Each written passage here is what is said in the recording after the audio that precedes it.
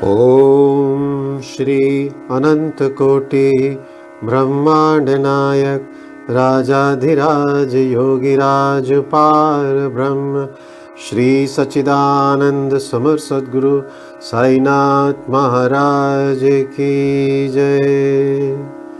हे गुरुदेव, आपके चरणों में मेरा कोटि कोटि नमन।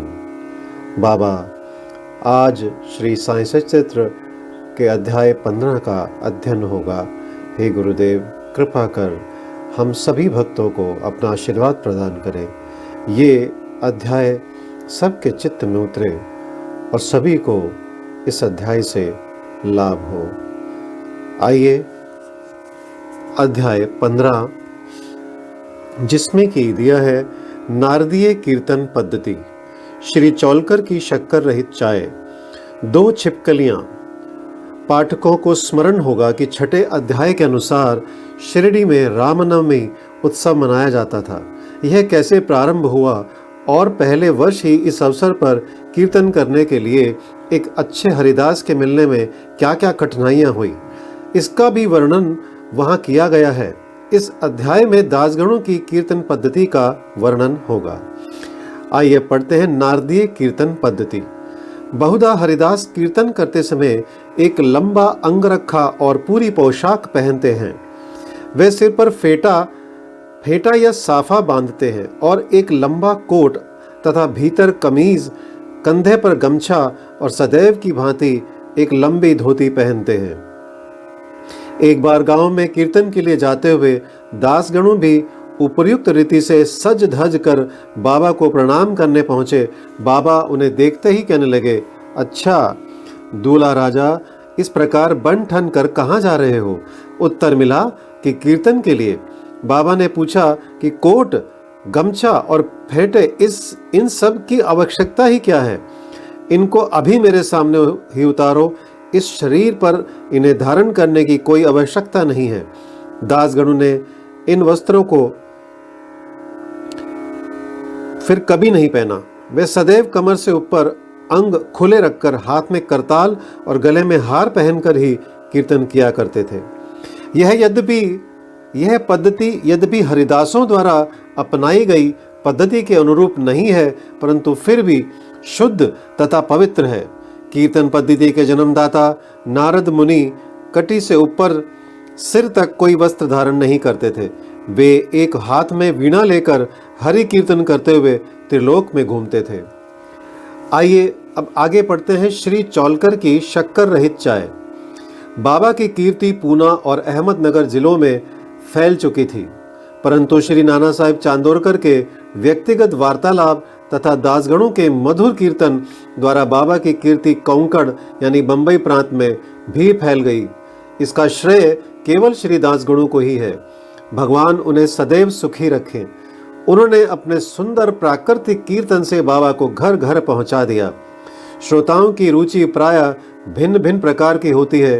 किसी को हरिदासों की विद्वता, किसी को भाव, किसी को गायन, तो किसी को चुटकुले तथा किसी को वेदांत विवेचन और किसी को उनकी मुख्य कथा रुचिकर प्रतीत होती है। परंतु ऐसे बिरले ही हैं जिनके हृदय में संत कथा या कीर्तन सुनकर श्रद्धा और प्रेम उमड़ता हो। श्री दासगणों का कीर्तन श्रोताओं के हृदय पर स्थायी प्रभाव डालता था। एक ऐसी ही घटना नीचे दी जा रही है। एक समय ठाणे के श्री कोपिनेश्वर मंदिर में श्री दासगणों कीर्तन में श्री साईं बाबा का गुणगान कर रहे थे। श्रोताओं में एक चौलकर नामक व्यक्ति, जो ठाणे के दीवानी न्यायालय में एक अस्थायी कर्मचारी थे, भी वहां उपस्थित थे।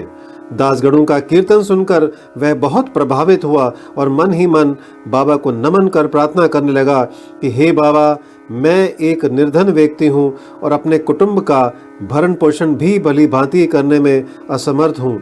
यदि मैं आपकी कृपा से विभागीय परीक्षा में उत्तीर्ण हो गया तो आपके श्री चरणों में उपस्थित होकर आपके निमित्त मिश्री का प्रसाद बांटूंगा। भाग्य ने पलटा खाया और चौलकर परीक्षा में उत्तीर्ण हो गया। उसकी नौकरी भी स्थायी हो गई। अब केवल संकल्प ही शेष रहा। शुभस्य शीघ्रम। श्री चौलकर निर्धन तो था ही और उसका कुटुंब भी बड़ा था, अतः वह शिरडी यात्रा के लिए मार्ग व्यय जुटाने में असमर्थ हुआ। ठाणे जिले में एक कहावत प्रचलित है कि नाड़े घाट व सहस्त्रादि पर्वत श्रेणियां कोई भी सरलतापूर्वक पार कर सकता है, परंतु गरीब को उम्बर घाट यानी ग्रह चक्कर पार करना बड़ा ही कठिन होता है। श्री चौलकर अपना संकल्प शीघ्र पूरा करने के लिए उत्सुक थे। उन्होंने मित व्ययी बनकर अपना खर्च घटाकर पैसा बचाने का निश्चय किया। इस कारण उन्होंने बिना शक्कर की चाय पीना प्रारंभ किया और इस तरह कुछ द्रव्य एकत्रित कर वह शिरडी पहुंचा। उन्होंने बाबा का दर्शन कर उनके चरणों पर गिरकर नारियल भेंट किया तथा अपने संकल्पानुसार श्रद्धा से मिश्री वितरित की और बाबा से बोला कि आपके दर्शन से मेरे हृदय को अत्यंत प्रसन्नता हुई है। मेरी समस्त इच्छाएं तो आपकी कृपा दृष्टि से उसी दिन पूर्ण हो चुकी थी। मस्जिद में श्री चौलकर का आतिथ्य करने वाले श्री बापू साहेब जोग भी वहां उपस्थित थे। जब वे दोनों वहां से जाने लगे तो बाबा जोग से इस प्रकार कहने लगे कि अपने अतिथि को चाय के प्याले में अच्छी तरह शक्कर मिला कर देना। इन अर्थपूर्ण शब्दों को सुनकर श्री चौलकर का हृदय भर आया और उन्हें बड़ा आश्चर्य हुआ। उनके नेत्रों से अश्रुधाराएं प्रवाहित होने लगी और वे प्रेम से विहल होकर श्री चरणों पर गिर पड़े। श्री जोग को अपने अतिथि को चाय के प्याले में अच्छी तरह शक्कर मिलाकर देना, यह विचित्र आज्ञा सुनकर बड़ा कौतूहल हो रहा था कि यथार्थ में इसका अर्थ क्या है। बाबा ने उन्हें संकेत किया था कि वे शक्कर छोड़ने के गुप्त निश्चय से भली भांति परिचित हैं। बाबा का यह कथन था कि यदि तुम श्रद्धा पूर्वक मेरे सामने हाथ फैलाओगे तो मैं सदैव तुम्हारे साथ रहूंगा। यद्यपि मैं शरीर से यहाँ हूँ, परंतु मुझे 7 समुद्रों के पार भी घटित होने वाली घटनाओं का ज्ञान है। मैं तुम्हारे हृदय में विराजित तुम्हारे अंतरस्थ ही हूँ, जिसका तुम्हारे तथा समस्त प्राणियों के हृदय में वास है, उसकी ही पूजा करो। धन्य और सौभाग्यशाली वही है जो मेरे सर्वव्यापी स्वरूप से परिचित है। बाबा ने श्री चौलकर को कितनी सुंदर तथा महत्वपूर्ण शिक्षा प्रदान की। अब आगे बढ़ते हैं 2 छिपकलियों का मिलन। अब हम 2 छोटी छिपकलियों की कथा के साथ ही यह अध्याय समाप्त करेंगे। एक बार बाबा मस्जिद में बैठे थे कि उसी समय एक छिपकली चिक चिक करने लगी। कौतूहलवश एक भक्त ने बाबा से पूछा कि छिपकली के चिकचिकाने का क्या कोई विशेष अर्थ है? यह शुभ है या अशुभ?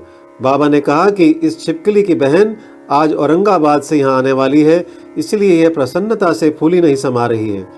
वह भक्त बाबा के शब्दों का अर्थ ना समझ सका, इसलिए वह चुपचाप वहीं बैठा रहा। उसी समय औरंगाबाद से एक आदमी घोड़े पर बाबा के दर्शनार्थ आया। वह तो आगे जाना चाहता था, परंतु घोड़ा अधिक भूखा होने के कारण बढ़ता ही ना था। तब उसने चना लाने के लिए एक थैली निकाली और धूल झटकारने के लिए उसे भूमि पर फटकारा तो उसमें से एक छिपकली निकली और सबके देखते ही देखते वह दीवार पर चढ़ गई। बाबा ने प्रश्न करने वाले भक्त से ध्यानपूर्वक देखने को कहा। छिपकली तुरंत ही गर्भ से अपनी बहन के पास पहुंच गई थी। दोनों बहनें बहुत देर तक एक दूसरे से मिली और परस्पर चुम्बन में आलिंगन कर चारों ओर घूम घूम कर प्रेम पूर्वक नाचने लगी। कहाँ शिरडी और कहाँ औरंगाबाद। किस प्रकार एक आदमी घोड़े पर सवार होकर थैली में छिपकली को लिए हुए वहां पहुंचता है और बाबा को उन 2 बहनों की भेंट का पता कैसे चल जाता है। यह सब घटना बहुत आश्चर्यजनक है और बाबा की सर्वव्यापकता की द्योतक है। शिक्षा: जो कोई इस अध्याय का ध्यानपूर्वक पठन और मनन करेगा, साईं कृपा से उसके समस्त कष्ट दूर हो जाएंगे और वह पूर्ण सुखी बनकर शांति को प्राप्त होगा। श्री सद्गुरु साईनाथ परमस्तु। शुभम भवतु। ओम साई राम।